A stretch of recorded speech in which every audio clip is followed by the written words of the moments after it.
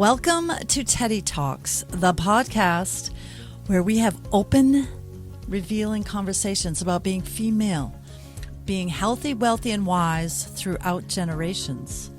I'm your host, Teddi-Jann Covell. And I'm your co-host, Nikki LaRochelle. In each episode, you will get to hear real stories that shaped us. We will be vulnerable and honest. It's girl talk, talking about things that few women talk about but want to know. You will learn, laugh, cry, and maybe even get angry. But Nikki and I have your back. We support you. Yes, we do. This is a place for support and enlightenment, and our mission is that you will find your own positive voice throughout our stories. Sit back, relax, join us on this incredible journey of growth, resilience, and empowerment. So, hello, beautiful gems. This is Teddi-Jann Covell, TeddiTalks Season 2 Episode 9. And I have a guest via internet, my friend, good friend, Lynn Higgins, who is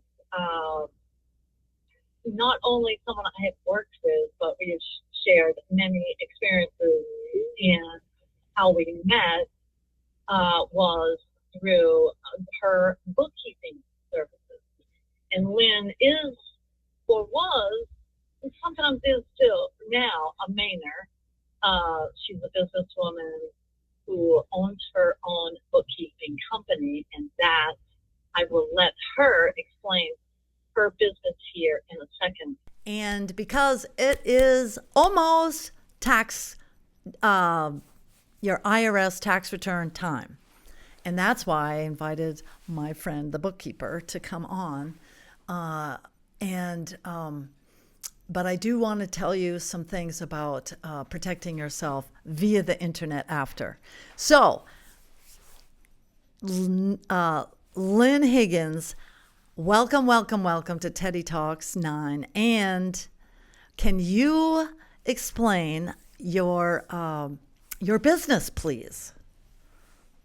Sure. Thank you so much for inviting me. It is an honor, and I'm delighted to have a chance to interact with you again. As you know, we've done many worked together for several years, and which turned into a friendship and lots of fun and a wonderful both professional and personal relationship. So yes, my company I started in 2017. I sold a business in Maine and started this bookkeeping company to support my son, who is doing Airbnbs in the Portland area. And since I had a couple of businesses and did my own books, I offered to do his books, which led to me taking a course and becoming certified and becoming a professional bookkeeper. So I have a wonderful business now and have fabulous clients. Just enjoy what I do. And yes, tax day is approaching very quickly. Yes. Do you have any specific questions? Well, I'm that? going to say, what's the name of your business, Lynn? Limah Bookkeeping LLC. L-I-M-A-H. L-I-M-A-H. Limah Bookkeeping LLC. So I'll put that in the comments when we publish this on YouTube. And, well, here's what happened to me unexpectedly, horribly, is I like doing things early. I'm one who keeps receipts, notates mileage, and basically I keep receipts like a fiend. And what happened was I met with my not bookkeeper, my tax accountant. He's been with us, or I've gone to him for probably 3 or 4 years. He was very good with home-based businesses, so that's why I swapped to him. And horribly, inexplicably in my mind, but I'm not a personal friend of his, but he died 4 days after I met with him with my taxes. And not only was it horrible and traumatic for his family and the community, but me, like probably all of his clients, was like, now what? And so, God forbid something like that happens to anyone. And my condolences, heartfelt, to the family. It's just a tragic thing that happened. So that is why my first question is if you don't have an accountant or tax person, Lynn, what should you do? There are several ways online to get in touch with accountants and CPAs. The trend is, and what I've seen happening in the last couple of years, is that so many CPAs are not taking on new clients. So that's a little bit of an issue. People are a little overwhelmed, or for whatever reason, they're just not taking on a lot of new clients. But there are many reputable tax associations. In order to get a tax return done, you don't necessarily have to have a CPA. I don't know if you know what an EA is. It's an authorized IRS agent, and they have taken tax prep classes. And through some say that again. It's a EA. EA, yes. Standing for. What is the E stand? It's an authorized agent of some sort of IRS. I can't remember what the E stands for. I'm sorry. Okay. But well, I'll look it up. Yeah, I can look I'll it put up it as in the we notes. speak here. Yeah. They are condoned, so to speak, by the IRS. They do tax prep, and there are organizations all over the country. One of them, one of the ones that I belong to and know of, is the Digital Bookkeeper Association. And there's many EAs and a few CPAs in our organization. And they can help you find a match if you're looking for someone to do your return. So you're saying this is online? Yes, this is online. And that's just one bookkeeping association. There are accounting associations. There are many online. So just do a Google search for finding a new CPA in a certain area, and you'll get a list of things that come up. Okay. What about any of the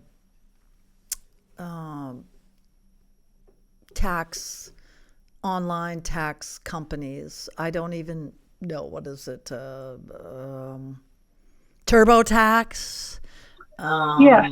I'm not saying to promote any of those, but have you ever know of people who use those? Yes, I have. I know people that use those, and as long as you have some basic understanding of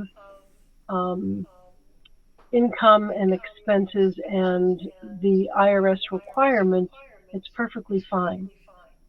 The issue is, if you have any kind of a business, there's usually a minimum of 6 to 8 different types of forms that you need to fill out. And putting a number in one form leads you to have to do a worksheet and fill out another form. And that can be very confusing and overwhelming if finances are not your thing. So TurboTax is great. Any of those self-help tax prep softwares are very helpful. And something that many people don't know is that the IRS also has a tax helpline, specifically, not only a line, but you can meet with someone in the local IRS office, which there is one in Bangor and one in Portland, and I'm not sure where else in Maine. But they will help you prepare your taxes if you're either a senior or within a specific income bracket or have a specific need that you need help preparing your taxes. An IRS agent will sit down with you. You bring all of your papers, and they will help you prepare your taxes right then and there. Didn't we meet with an IRS person in Bangor? We did, many moons ago. We did. Many years ago, we had to meet, and that's what kind of bonded us together. Yes. Because Lynn, at the time you're living in Hampden, Maine. Hampden. Yes. Hampden. Okay. So Hampden, and I was with the Bangor Art Society, and as some small nonprofits in this state, there's a lot of hoops to jump through. And thank goodness for you, Lynn, because we navigated with the IRS to get our ducks in a row with the Bangor Art Society. It was pretty scary. When you're with a volunteer nonprofit, I just ran up against a nonprofit situation in the town of Orono, which was like, whoa. But with something like the Bangor Art Society, I have to say, which is a great organization, it was started 150 years ago, before tax laws, before nonprofits, before it was in 1875. So, hello, there wasn't even any income tax until the 1900s. I don't even know the year. But, so that's where we gained some. That was eye-opening, right?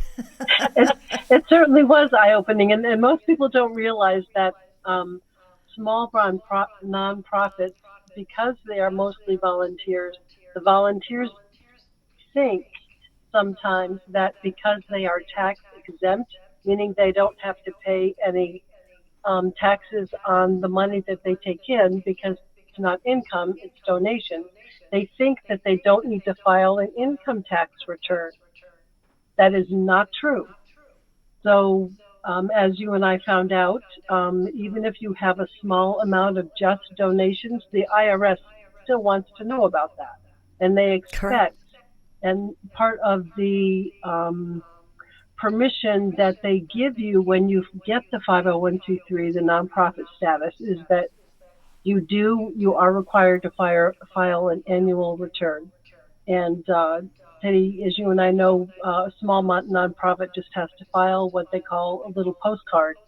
And as you know, it takes you and I literally 5 minutes online to get it done. And it's a very easy process.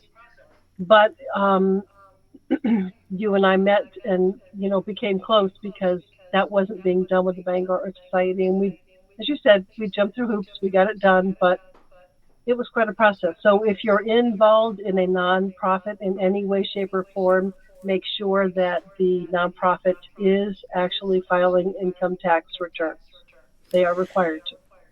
And with a nonprofit, I've got to say this too, because I think Maine has a plethora of tiny, small nonprofits. In fact, my very good friend, Henry Beck, who's the former treasurer of the state of Maine, was just basically saying, oh my gosh, Teddi, we have so many small nonprofits.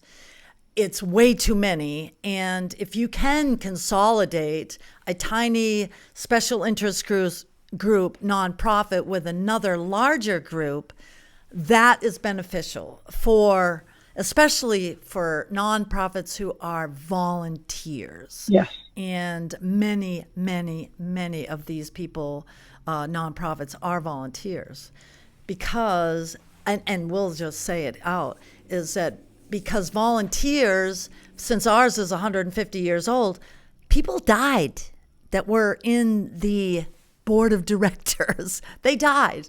And people stepped up to help out, but there was a gap in the communications or what you're supposed to do. And it's very complicated. You might be, I love XYZ religious organization, it's a nonprofit, or friends of, the Humane Society, or friends of a school, friends of a farm, or whatever it is. But there's, if you're a 501c, which is nonprofit, there's designations C4, C3. Is there 1 and 2 as well, Lynn? Do you know? I do not know. I only know it's C4 and C3. C4 and C3, correct. That's all I knew. And so there's regulations, and that's why you need professional help. And do not, as a former neighbor, when I was trying to put up some gutters at my house when I was a single mom, he saw me on a ladder trying to put up gutters. He comes over, he walks slowly across the street, goes, "You should leave that to a professional." And yes, absolutely. I mean, we women, we try to do our, get along without calling it too much, because we got to think that we can do it, because we can. But for taxes, especially in this day and age, you probably should get some help. One thing, since some people just do their own personal taxes, what are some, Lynn, if you're doing your personal taxes, can you give me a couple of things like, if this happens or this or this, seek a professional help?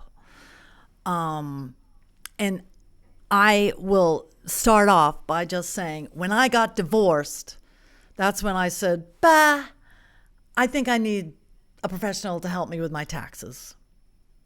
Yes. For any woman who is, say this past year, you've gotten divorced and that you always filed jointly and now you're going to be single. Yes. Yeah. So what else can you think of, Lynn, for a personal account, not a business, because we're going to talk about that in a sec. Yes. Any major life changes, getting married or getting divorced, buying a house. When you buy a home, as most people know, there are many deductions which are not available to you as a renter. If you take on any kind of a dependent in any way, shape, or form, caring for an elderly person in your home, any major life change, there are tax ramifications. Sometimes benefits, sometimes not benefits, but usually ramifications. And it's not a bad idea just to touch base with someone once a year to just simply ask a couple of questions, and it will give you peace of mind. So like if a parent dies and you inherit some money, maybe even? Yes, absolutely. Yep. Yes, there's different forms for, everything that happens in your life. In turn, the IRS thinks that these there are different forms that they require to be filed for all of the different events in your life. Even if you change your address from one place to another, there's a form you're supposed to send to the IRS.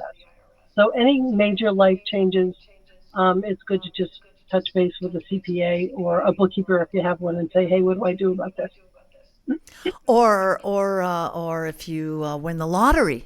Oh, yes. Any kind of winnings or earnings, dividends from stocks, require a special form and special taxes to be paid. So any of those things. Speaking of stocks, this is a touchy subject right now. What if you lose a lot of money in stocks? I'm not a CPA, so I'm not going Right. to give you any advice on that. All I'll need to say is that you'll need to talk to your CPA or your tax preparer and Okay. give them that form that's sent to you by the investment company with your gain or loss, and they'll know what to Okay. do with it. Right. So, granted, we know you're not a CPA, but you still helped me so much in your expertise with bookkeeping. So now we'll swap over to what if someone has a side gig or owns their own business. They have other income other than their job. Say they rent out some of their space for traveling nurses, or since we've talked about traveling nurses here, Nikki was one. And what if you have real estate and you rent out the real estate? Is there something that, or I guess what I'm going to narrow it down to, if you have a side business, what are some things as a bookkeeper that you would tell your client to start keeping track of? Okay. As a business? Yes. The very first thing that I ask my new potential clients or my new clients is, what is your filing status? There are several ways to be, what that means is, how does the IRS recognize your business? Are you a sole proprietor? Are you an LLC? Are you an S Corp or a C Corp? And people do not realize that with an LLC, there are two filing distinctions. One of them is an LLC sole proprietor, and one of them is an LLC S Corp. And an LLC sole proprietor needs to do their books and report things, and there are different laws than there are if you are an LLC filing as an S Corp. So is a S Corp more professional? Usually your CPA will start talking to you about moving from LLC sole proprietorship to LLC S Corp status when you have a net profit of somewhere around 200 or 250. This is net profit, actual income, net profit for the year. There are tax advantages that come into play when you are an S Corp. However, there are more expenses and there are more legal requirements as an S Corp. So you're saying if your business makes over 200,000, 250,000? Every CPA is different. The CPA will notice as your business increases, if you get to the point that you are at whatever the threshold is that the CPA thinks is appropriate, they'll start talking to you about moving from a sole proprietorship LLC status to an S Corp LLC status. And when that happens, there are different rules and regulations that the IRS requires. So for just a regular sole proprietor business, it's important to keep track of all of your personal expenses for your home, because if you use a small portion of your home as an office, that small portion in terms of heat, electricity, furniture you buy, those things are deductible, and it does deduct from the tax base that you owe taxes on, so it's helpful. The same thing applies if you're an LLC as a sole proprietor, except that there are a few more things that you can deduct as a business because you have an LLC business. So, and what would those be? Because, I mean, I think most people watching and listening to this podcast probably do not make 200 to 250K a year from their side gig. Right. But I don't know. Maybe they're renting out their house and they are. But so if you're under that, what are the... If you're an LLC sole proprietor, which is what most small businesses are, okay, the main difference between a regular sole proprietor and an LLC sole proprietor is that you truly, absolutely have to have a separate checking account, and you have to spend business expenses with business money only. And so you're saying if you're just a LLC, you don't, but if you are more than that, you have to have a separate account. Well, I'm sorry, I miscommunicated. As a regular sole proprietor, when you're just doing a little side gig, you rent a portion of your home to somebody, one little tiny room or something. You're not an LLC. It's acceptable to the IRS that your finances be, your business and your personal finances be combined. When you are an LLC, it is no longer acceptable to the IRS that your business and personal finances be combined, regardless of whether you're a LLC sole proprietor or you're an LLC S Corp.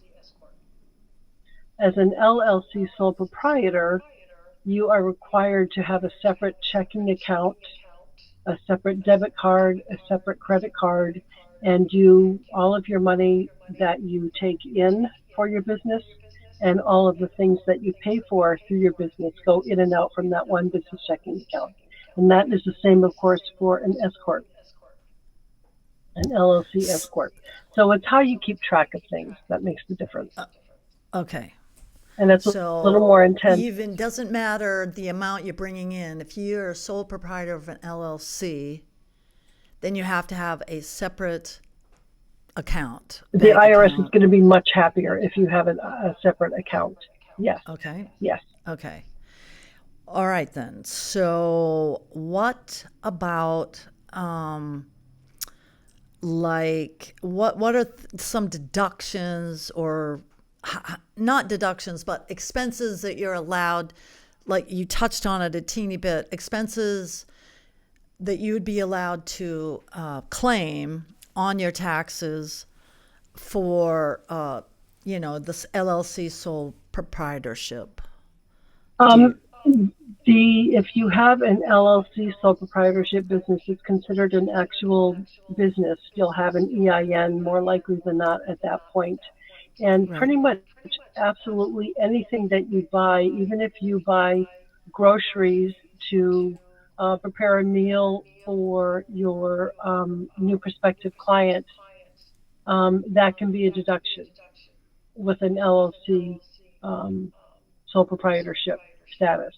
Whereas if you're a regular sole proprietor and you have to sit down with an IRS agent and explain to them why you spent that $23 at Hannaford, they're not going to believe necessarily that you had a prospective new client at the house. But if you have a business, it gives you a little bit more credibility with the IRS in terms of the money that you spend on regular things that are more deductible. You can use them more for business deductions. But I do want to say a little something more about rental income at some point. I'm sorry, go ahead. Yeah, no. Well, when you brought up groceries, this is what I end up doing. And okay, so we're gonna one thing, and then we'll get into what you just said, Lynn. When you buy groceries, I often, and I'm donating this, and I mark it as a charitable deduction or charity thing, is I will make the boys' baseball team sandwiches and buy them things when I go to the grocery store, and I mark them out and separate that out as a deduction to the to the team. Yes, that's Is wonderful. it okay that I just use my own credit cards or bank account for that? Yes. Are you Okay. doing that through a business or through your personal account? Just, yeah, it would be my personal, Yeah. right. It's not a business deduction. No, Yeah. right.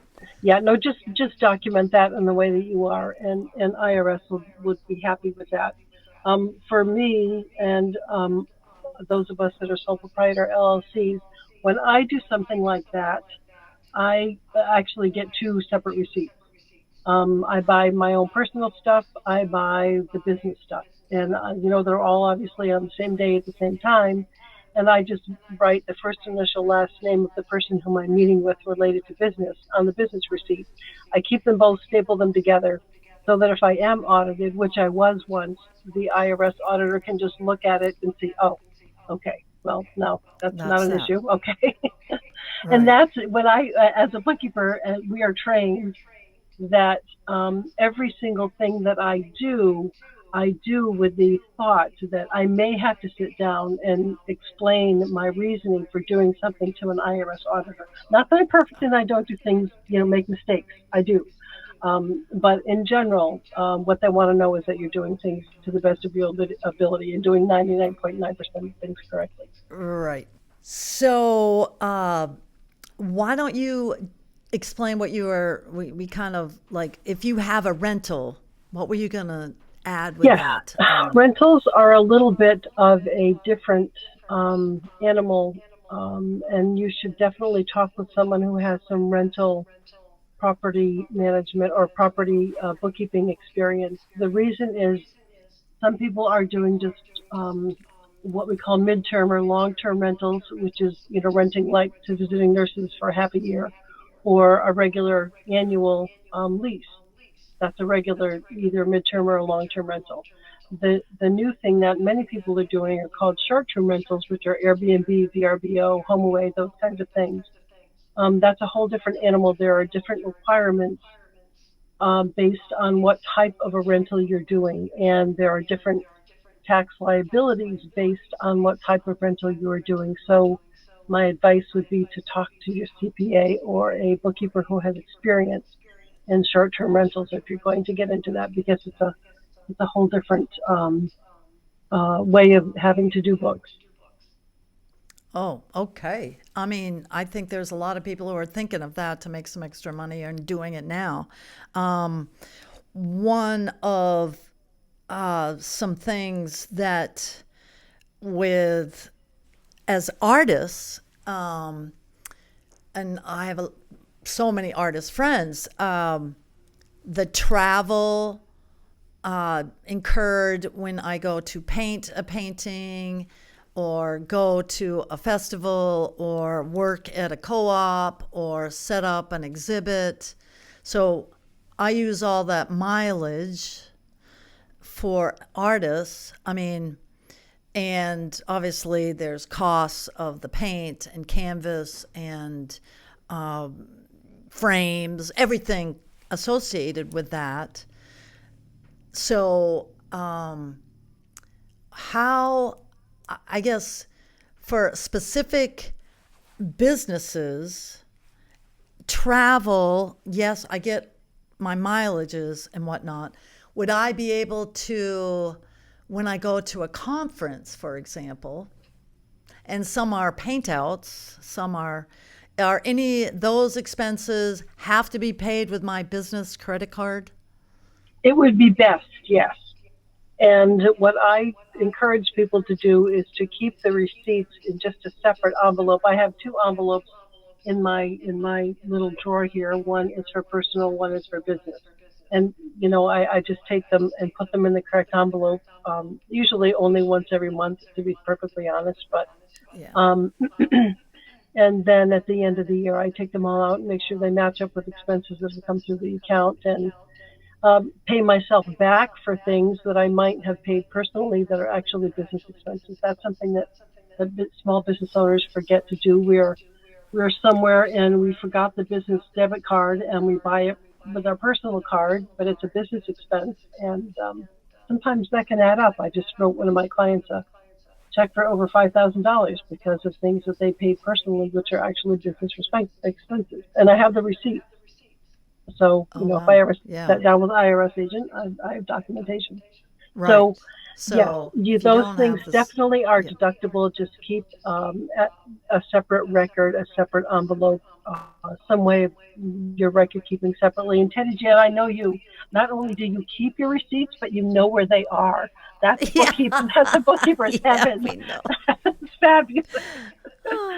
Well, one thing that I learned, Brendan Burchard has the High Performance Habits, but I heard at the first of the year, he goes, if you're forgetting to your mileage, because we know that you can't submit your when you buy gas, it goes on mileage. So look at your photos in your phone for the whole year, which is good to then you throw out some ones you don't want.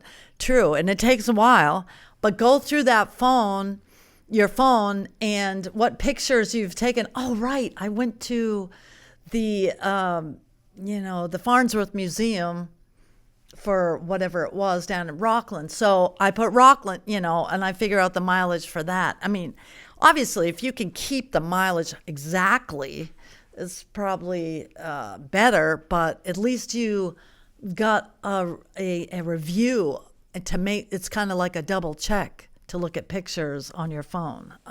Yes, absolutely. And let me interrupt you for just a second, because I want to save you having to do all that. There is a program called Mile IQ. Mile IQ. It's incredibly wonderful. What it does is once it's less than $100. I can't remember what it is per year or whatever it is, but it's worth every single penny. Not very expensive, but worth every single penny. What it does is it will track every single time you go somewhere, to the grocery store, to the Farnsworth Museum, to pick up your friend at the airport. So at the end of the day, the end of the week, you swipe, it will show you your trip, tell me, what it's from. For me, I go to Connecticut to Portland to, Portland to Connecticut to see a client, whatever. And I swipe left for personal. The little trip comes up on the screen. I swipe left for personal. If it's a business, I swipe right. It gives me a report at the end of the month for the exact miles. It is so Wow, that is great. easy. Yes, you must get Mile IQ. Nobody should be doing miles by hand anymore. Mile IQ. What? Okay, Mile IQ. Yes. It's an app for your phone? Yes, it's a must-have. Oh my gosh. Thank you for that. You're welcome. That's a must-have. Okay, well, it's April, so I missed the first couple of months, but for 3 months. But yeah, wow, that's great. So here's another thing, too. I have a VA, which is a virtual assistant. She is not in this country. Mm-hmm. And she's a right-hand woman. It's like obviously a secretary. And I cannot pay her through a checking account. It's usually, well, I won't say exactly how I pay her because that's too personal, but when you're paying people from other countries, do you recommend a good app or a good method, Lynn? Yes. One of the clients that I have has 2 VAs in a different country, and they have a company that is a go-between between the VAs and their company, and so they pay this particular company once a month. It doesn't matter how you pay them. Okay. The important thing is to get documentation from them. If you are paying them personally with some sort of a personal Venmo or PayPal account or something like that, just if you happen to be, what you have to have is an invoice from them for the hours worked for that particular week with the amount due, and your payment comes through the bank for that amount due, and those 2 things align and match up, and then it's a deduction. If you Okay. own a business, it's a deduction. Right. If you don't have a business, then you're just paying them. But if you want to use it as a business deduction, you have to have an invoice with their name, the dates, the hours they worked, and it has to be documented. Yep, that I have for sure. But it doesn't. Okay, I have the documentation, and hopefully, everybody else does now. Yes. Other things that, we might as well review it real quick, like internet expenses, Yes. phone, your cell phone. Some people still have landlines, so that too, I guess. What I do is I keep track of anything and everything that I think is business related. And I know that my CPA doesn't use everything because they also have to sit down with an IRS agent if there's an issue. But, now I'm at the point that I know what I can and cannot use. Just keep track of everything and give all of that information to your tax preparer. And they will decide. If they don't feel it's deductible, they won't use it. For example, what you said earlier, gasoline is not deductible unless the business owns the vehicle. If the business owns the vehicle and it's part of a fleet, quote unquote, even if it's a fleet of one, the business owns the vehicle, then your gasoline is deductible. But then you don't do mileage. So it's one or the other. Okay. So just to make sure that you are keeping very good records, keep all of your receipts, mark them as much as you possibly can, and give that information to the tax preparer, and they'll know what they can and cannot use. Okay. Because that for sure. So insurance on your business, any professional like bookkeeping, attorney who files things. Yes. Anything. Yes. Anything related to your business in any way, shape, or form. Anything you spend money on for your business. And including what you pay to have your taxes done is deductible, right? What you pay to have your taxes done is deductible. However, your tax payments are not deductible. tax Oh, correct. Right. those, but yes, to have your taxes done, yes. Now, I have a unique situation, and maybe you can fill in some, like, I got a big, huge shock when I picked up my taxes from, being done and prepared. And I owed more money than I ever owed, even when I was not before retirement. And which brings up another thing too. But I bought a car this year and withdrew some of my retirement money. Mm-hmm. And they took out state and federal taxes, but they didn't take out enough. Okay. And so, bingo, my annual income was popped up Yes. by the price of that new vehicle, which wasn't cheap. Yes. But I didn't, I didn't do it on a loan. I Right. just paid You for just it. paid for it. And that was a shock. I'm like, I owe this much in taxes? Why is that? Yes. And it's because I just basically doubled my income. Yes. Right. Of course. And that's something, people don't realize the importance of a financial planner, because a financial Correct. planner, something like Limah Bookkeeping Financial, they will look at your picture, your big picture, and say, okay, I know you don't want to take a loan out for this car. Why don't you put $10,000 down and finance the rest, and your finance charges are going to be this. And if you take this money out of your retirement fund and pay cash for it, you're going to pay this in taxes. Yeah. Who do you want to pay? And, there's going to be a big difference. Yeah, a big difference. And because I remember right before I took the money out, I'm at a point where my husband's older and he's got to take some things out soon. Yes. Very soon. Yes. And we're going to be in a higher bracket because he does that. But I asked the people, I just said, you're taking out the taxes, right? Take out the taxes before you give it to me. Right.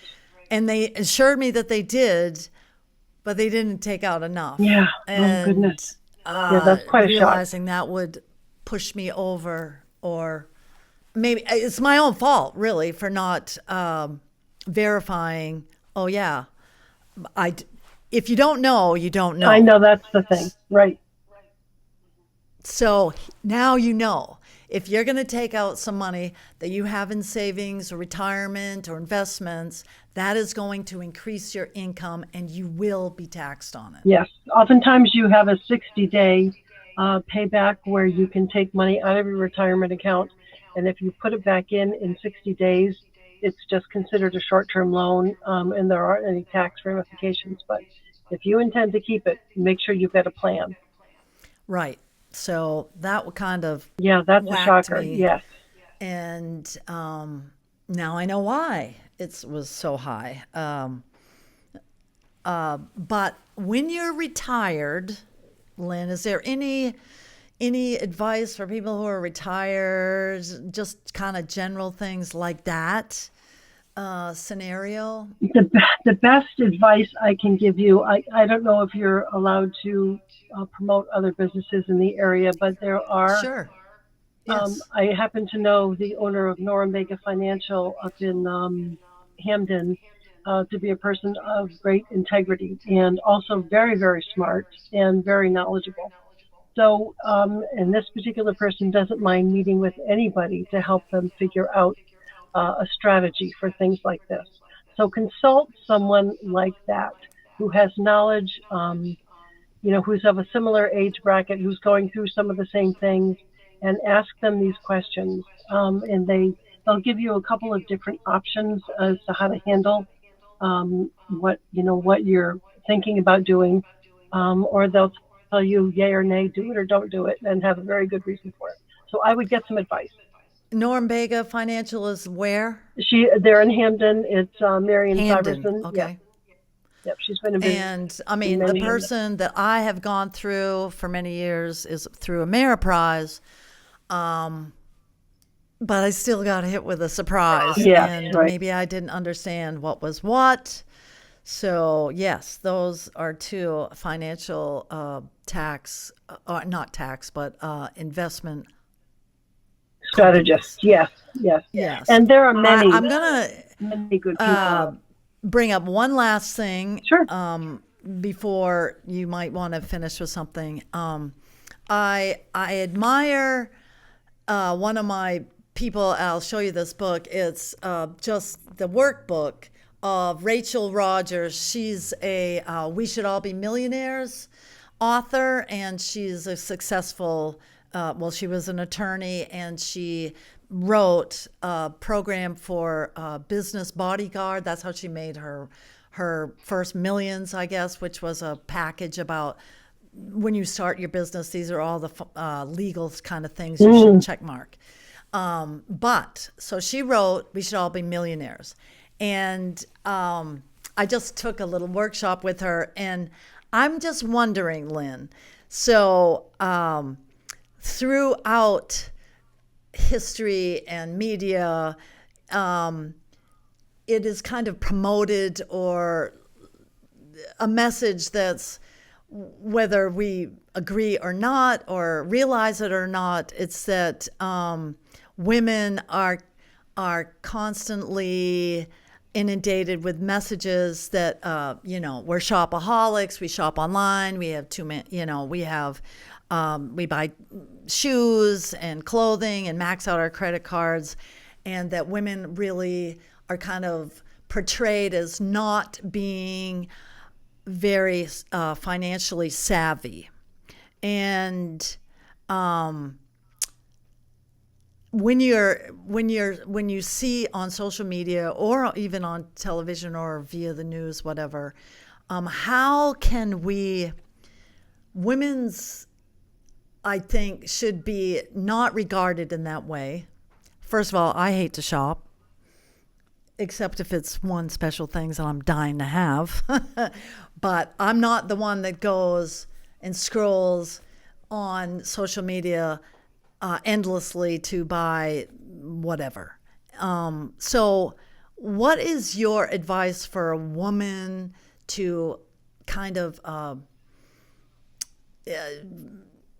combat that reputation, that generalization? Because women are very good with finances. and the fact that the people that I know mostly who are in the business of money are women. Yeah. So what's your view on this? Absolutely. I think that women, it's important for us to have a different, have our own perspective on what we can be powerful with, and what we all have a skill set, male, female. We all have a skill set, or whomever. We all have a skill set. Some people enjoy finances. Some people do not enjoy finances. If you enjoy finances, then by all means, take some courses, get some education, line up with someone, spend time with people that are good with money. If you don't enjoy finances, partner yourself with someone who is, business or personal, who is enjoys and is good with money. It doesn't matter where we're at. It matters how we perceive ourselves. That's the important piece, how we perceive ourselves.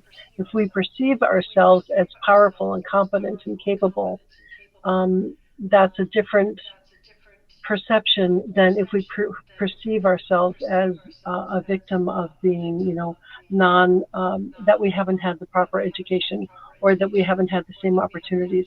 That's victim thinking. And I believe that money is a mindset. I believe that abundance, prosperity, expecting things to be wonderful is a mindset. I have a sticky that I'm pulling off my monitor right now, and what it says is, how good can it get? And it can get very, very good.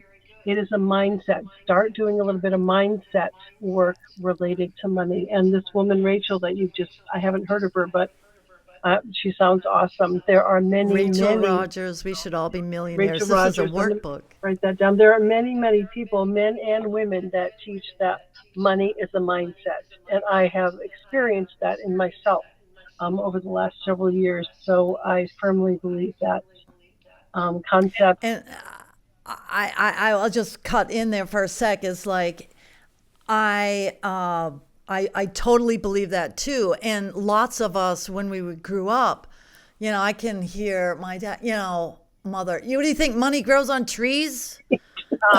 Just all these negative talk about money, so that it's just ingrained in us. And I catch Donnie, my husband, all the time, saying something like, what do you mean?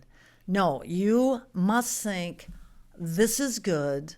Paying a bill is good because it's going. Yes. Writing that check is, somebody said to me, I want to pay $1 million in taxes. Yes. Because that means I'm getting paid a lot more. That's right. And one trick someone had told me was that just print out some make-believes. You can find them online. Print these checks. They look like checks, but they're not. And write them out to yourself, to the things that you want, and just keep writing. And then when you are paying your bills, in the little memo, okay, so you put your account number and say, thank you. Thank you. Thank you. I'm so happy and grateful now. Thank you. I could pay XYZ for Spectrum. That's right. That's right. And that gets you into a positive mindset. And thank you so much, Lynn. You're welcome. Because of money brought us together. Yes. The IRS brought us together. That's right. And it's a good thing. That's right. Any last words, Lynn, other than your mindset? I think to go one level above the mindset is for us women, perhaps especially, although I'm not sure that's entirely true. I think that men have an issue with this as well. We have to learn to love ourselves enough to be able to receive good things in our lives. That's something that some people struggle with, and that's an important piece. We have to learn to love ourselves. Oh my gosh, that really is so true. And maybe we should all just when we wake up in the morning and brushing our teeth, say, I love you. That's awesome. Good idea. That's the Mel Robbins thing. Yes. The high five habit. High five yourself into the mirror, and that gets you thinking positively about yourself and everything you do. Oh my gosh. Thank you, Lynn. I can't wait to see you hopefully me too. soon. Now that the weather, we're supposed to get snow today. I hope we don't. But I'd love to see you soon. And when you're back in Maine, we're going to get together and talk about positive money things. Sounds awesome. Thank you. Thank you for the opportunity. Thank you all for watching, and please subscribe to TeddiTalks 9. It really makes us feel good if you can. Thank you. Please follow us on YouTube, Teddi Talks. Don't forget to subscribe. You can also find Teddi-Jann at msha.ke/Teddi.Jann. Those are 2 N's, Jann. And if you want to follow my journey with the Wellness Lounge, you can do so at rnwellnesslounge.com, and of course all of our social media channels. So as a disclaimer, as always, we want you to know that all episodes and personal stories are our beliefs, our opinions, and they're not to be substituted for advice from a professional provider. Stories and names sometimes might be changed to protect the other side. And remember, it's okay to take care of yourself and celebrate you no matter what age. This is true, and we are very grateful and appreciative of Selfie Space located in Bangor, Maine. Check them out.